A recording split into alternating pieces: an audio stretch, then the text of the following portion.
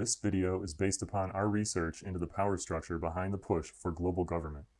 The formation of a global government would require the cooperation of a large group of people from many nationalities and backgrounds. An organizational structure would be required to guarantee fairness, establish hierarchy, and avert betrayal. Such an organization would need to demonstrate a rich history of trust and cooperation between members. Prevailing thoughts on this subject are that such an organization would have its roots in Zionism, Satanism, or Freemasonry. Let us first consider Zionism, which seems an unlikely choice for the following reasons. The unfolding world government requires the full cooperation of many different ethnic groups. However, history has shown that different ethnic groups rarely trust each other enough to willingly allow one ethnic group to dominate the others and lead them in a particular direction. For instance, you wouldn't find early Irish American immigrants handing over the reins of power to Italian American immigrants or Jewish American immigrants, and vice versa. The flaunting of ethnic differences immediately sets people at odds with each other. Typically, they do not form close bonds and higher levels of trust. For a Zionist world government to work, many different ethnic groups would need to empower a tiny group of Zionists, most of whom are Jews, and in essence relinquish their destiny to this highly ethnic group. As many of you are aware, Zionism is a nationalistic idea which supports a Jewish nation-state and the territory defined as the Land of Israel.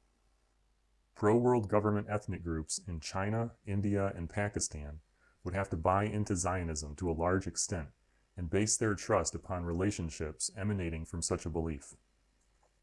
And if you believe that Zionists are dominating and controlling the largest Eastern nations, it is important to consider that countries such as China, India, and Pakistan have sizable nuclear arsenals.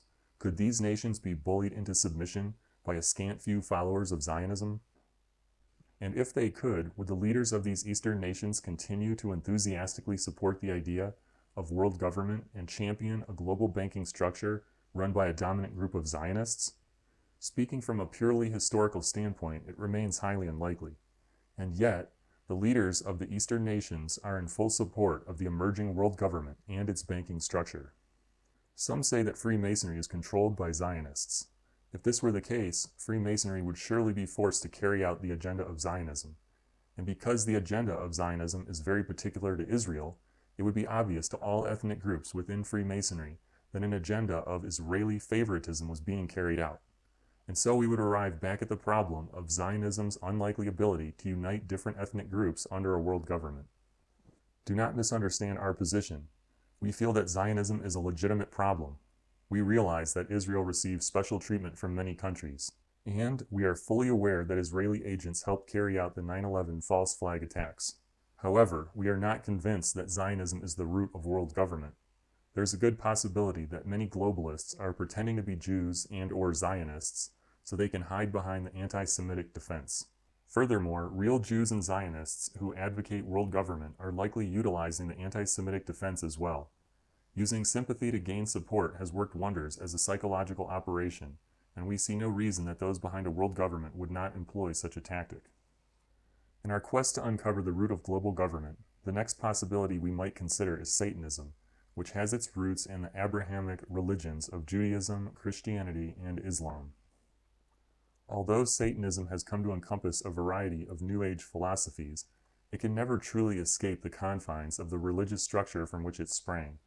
Surely there have been some moderately successful attempts to morph Satanism into atheism, but because its origins lie in the Abrahamic religions, it does not easily translate into other world religions and belief systems.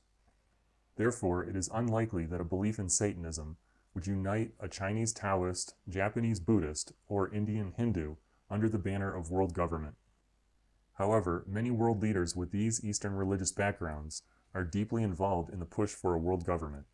These men and women could be hiding a satanic belief, but again, it remains unlikely.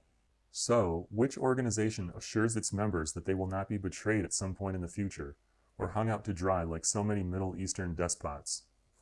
Our third option is Freemasonry. Unlike the last two possibilities, modern Freemasonry is an all-inclusive organization. Atheists are permitted to join through the Grand Orient de France branch of Masonry. Other Masonic lodges merely require the belief in any supreme being. Freemasonry spans a variety of ethnic groups, Historically, it has fostered trust and cooperation between members of different cultures, races, and religions. There are Masonic lodges in many parts of the world, including Europe, the Middle East, China, India, the Americas, and Africa. Lodges even exist within the military hierarchy of many countries. For instance, the U.S. government allows Masonic lodges within all branches of the military. Masonic symbols and landmarks are strewn across almost every continent. From the Masonic obelisks in Israel, Paris, Washington, D.C., Vatican City, and London, to the Freemason Rothschild-funded Israeli Supreme Court with its massive Masonic pyramid complete with an all-seeing eye at the pinnacle, to the Masonic Temple in Forest Hills, Ohio, which was made possible by Rockefeller estate donations, to the lodges located within the former British colonies of Hong Kong and India, to the Masonic layout of Washington, D.C., the Mason-donated Statue of Liberty, and the symbology on American money itself. No one can deny that Freemasonry has infected almost every country on the planet. Based upon such criteria, Freemasonry could easily be the organization behind the push for world government. There is also abundant historical evidence that the Freemasons have used their power for nefarious purposes.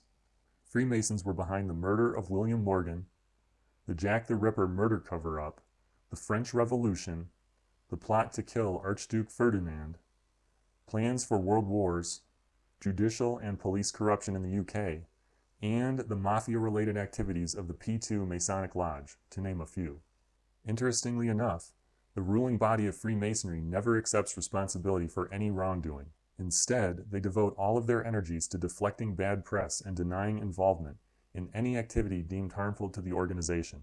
Masons have proven to be some of the most accomplished liars on the face of the earth.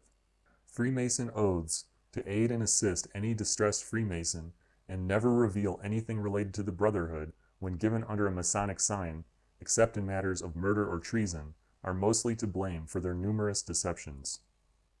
It is important to remember that Freemasons did absolutely no charitable work until after Freemasonry was banned in several U.S. states around the year 1830 for the organization's involvement in murder and conspiracy.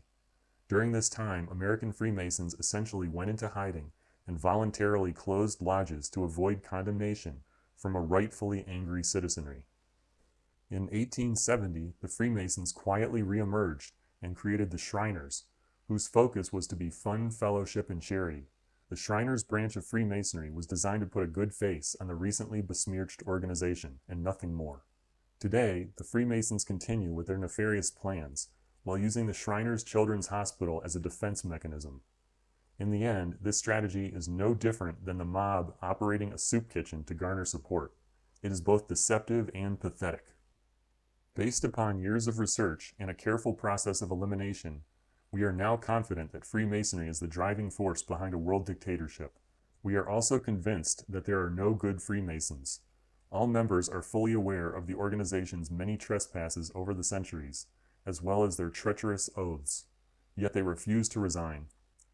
Unlike most taxpayers who only pay a fraudulent government to avoid lengthy prison sentences, all members of Freemasonry willingly donate money to the Freemason organization and are therefore complicit in the activities of the whole. We encourage the viewer to produce anti-Masonic videos, websites, and spread this message by word of mouth. You may also wish to hold protests outside your local lodge.